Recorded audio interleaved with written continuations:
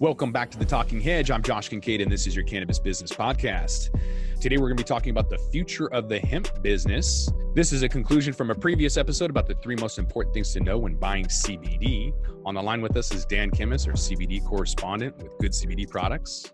So this Benzinga article follows up with the future of hemp business. The study goes on to say that the brands explore the latest articles and scientific studies to showcase the current state of hemp business as it relates to CBD products, and that businesses successfully entering this emerging competitive space should be aware of the hurdles and capital required, not just to manufacture, but to strategically plan and budget for marketing. I think that's incredibly important because we've seen several companies here locally and on the West Coast where they had seven figures, $1 million plus, and weren't able to manufacture a single gram of product because they ran out of capital or had some issues and just had to go out of business. In the end, being sharp with capital and saving every dime, because there's always going to be a need for more, right, is just good business practice. And this, again, when you see somebody who's being frivolous with their bread, walk away. So the article breaks down why people are using CBD. Apparently, it's most commonly used for anxiety right now. The article says that it's based on 37% use it for stress, joint inflammation about 24%, and then for sleep around 10%. So when discussing the future of hemp-derived CBD markets as opposed to cannabis-derived CBD, it's important to point out that the hemp-derived CBD market is expected to climb to $22 billion within the next couple of years. And so despite the overlap, they believe that the two completely separate industries with differing goals are going to have a focus on health, and those focus on recreation will differentiate the two. So context is everything. So I run for the Talking Hedge, running in the field, measuring the CBD market stuff as it pertains primarily to finance and big capital moves. A lot of the information I glean ends up, on the show and that sort of thing.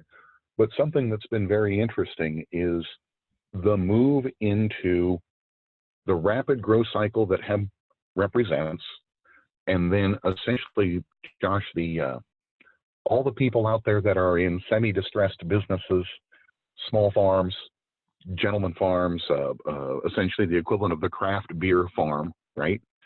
And then what it means to see all of these different size businesses begin to want to drink at that fountain of hemp goodness, right? Want to start planting hemp and moving into this quote unquote new opportunity that, wow, you can find some old timers who've really got quite the knowledge bank with regards to this stuff. And you can find some people who literally got up yesterday and decided today they're going to farm hemp.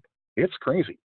So breaking it down by the numbers, the consumers ages 18 to 29 represent a 40% of sales, according to BioMD. 32% of those users are between the ages of 30 and 44, and users that are over 60 years old comprise 15% of the market. I think that leaves a lot of room because maybe they're not comfortable going into a store to get the topicals or tinctures. They just don't know about the product.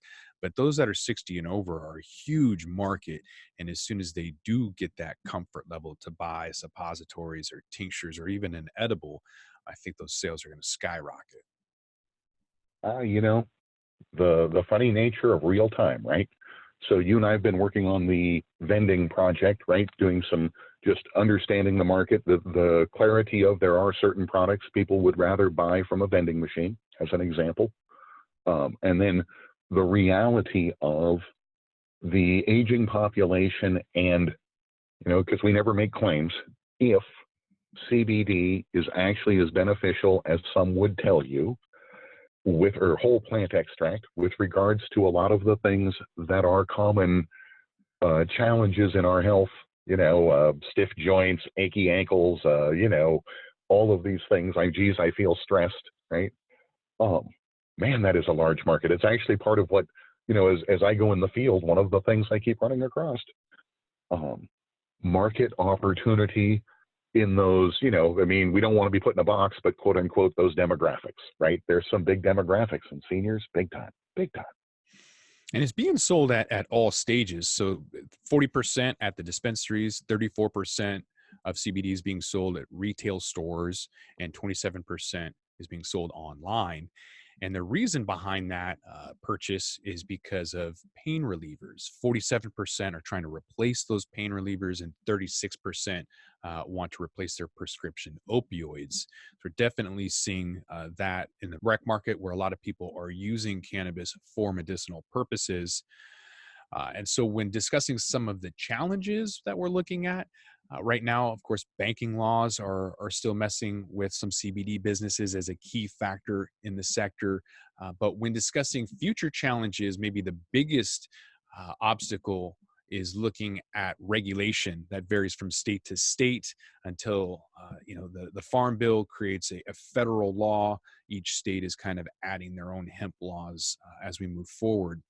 So due to the fact that there are uncharted waters, they foresee an unregulated climate turning into an overregulated climate in the short term. It'll take an unified effort by the major players in this space to focus on educating the general public instead of simply seeking a quick profit, as well as working together to support common sense regulation. Yeah, that sounds a little glorified, doesn't it? I mean, again, the number of people we deal with who are looking to rapidly turn money into more money, the complexity of large capital moves, big business, all those opportunities, it's interesting. So transitioning to Marijuana Ventures article about how to be successful, starting with a solid financial foundation. It makes sense that companies can't move forward unless they have a full understanding of how the business is doing. So when I interviewed Amon Forward with Gleam Law at Indo Expo this weekend, he had mentioned that there's a lot of companies that aren't strategically allocating their funds appropriately so that they can stay in business. And we've seen the same thing down in Southern Washington near Portland, where there was a farm that put in $1 million and didn't produce a single gram. They're not the only ones. There's a lot of people that have put in a lot of money and have produced absolutely nothing. And so it's essential to understand how you can keep spinning your wheels if you don't have a strong foundation in place. So making sure that you have somebody who understands the industry and understands finance and can appropriate those funds accordingly and efficiently. The article says that a strong financial foundation empowers companies and their leaders with up-to-date financial data to make the right calls on daily decisions and larger choices that affect market share, competitive advantages, and valuation. Watching so many good people, and some bad, frankly, fail at business, because it is a hard business. And the amount of energy or resources or just straight up bread that has gone into some of these losses just makes you roll your eyes and shake your head.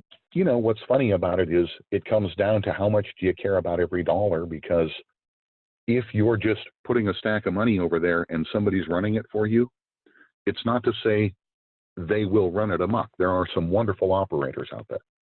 And at the same time, man, keep your fingers on the pulse. I had an experience yesterday where, I met the owner a couple days before. They were great. I went and interviewed and talked to part of their operation, and they were awesome. I went over and went to talk to another part of their operation, and they were, frankly, they were one of the worst experiences I've had in the field with regards to experiences. Now, I don't expect everybody to like me, but at the same time, if I'm having the experience, most likely other people are having it at least part of the time. Again, as an operator, that's costing you bread. You got to know. And that's where those businesses, the next thing you know, they're done. So Marijuana Ventures' next topic kind of goes into setting up just a basic accounting system so that you can stay in business and have the time to maybe educate your workforce on customer service and professionalism. Just setting up a basic accounting system that your company can grow with, where you have all of your numbers in one place, is absolutely essential. So that you can perform your regular tasks and actually performing. So again, you can reallocate your human capital, if you will, to be productive and efficient, rather than trying to figure out which shoebox you have a receipt in. Again, naming names. The Jupiter crew at the Indo Expo.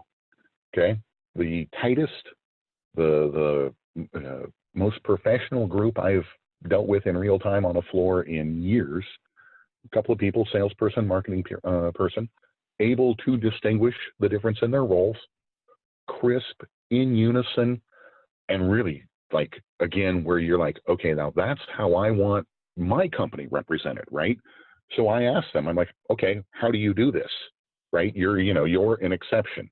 How did this happen? And so they took me through, a little bit of one, good people, of course, a hiring practice that's really rigorous, right? And a vetting practice that's very rigorous. And a focused effort at creating that harmony and unison.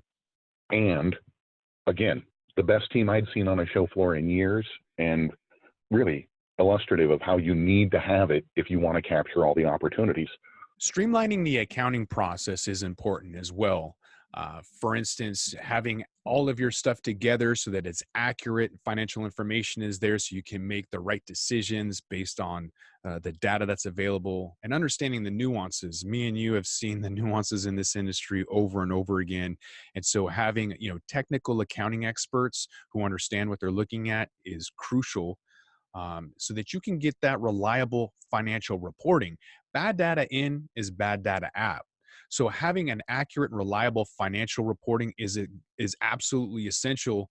The article goes in to say it can be quite challenging if the numbers are spread across different systems or not pulled together. So being able to tell your business story to investors and stakeholders through accurate financial information builds credibility with investors and raises the overall value of the company. The number of times, just from a deal perspective, where we've said, geez, do you have your deck? Do you have your books?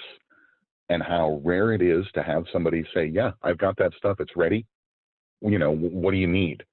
Because that's how you get that big deal done. They're tight and they're right, so. Right. The article says to create that thorough business plan, I would say exactly what you mentioned, to have a deck with that.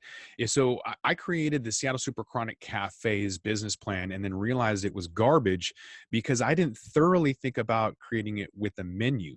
So having your mission and vision statement is kind of like having a menu. How can you create a business plan if you don't know what you're going to be serving? And so having a thoughtful business plan first, so that you know exactly what you're serving, creating, designing, building, or whatever, is going to help you to understand the future nuances and how to respond to those appropriately, including how to manage your funding, which is the last point. So the chief financial officer and finance leaders need to understand their cash flow burn rates, discuss options or how they can last longer with existing funds, know the different levers they can pull to quickly change spending up or down to raise future capital successfully when needed. So if you don't have a CFO, utilizing an outsourced professional to develop a strategy and pursue investments can make all of the difference needed between success or failure. Revenue in, right? Product out, actually being, keeping track of it, having a nice deck and having the books in place, right? All of those things, that is the turn. And that's the big chase. And again, this is the thing I think an article like this reminds us: have it done, have it ready if you really want to do the thing, right? Right. And putting the right financial foundation in place actually enables the company to move even faster towards its goals. And in fact, companies with a solid financial foundation are healthier companies and even have a crystal clear view of their financial situation and can move more intelligently in the future with those strategic choices. So with that, we're going to roll this one up. I'm Josh Kincaid. This is the Talking Hedge. Don't forget to like, share, and subscribe, or don't, and I'm out.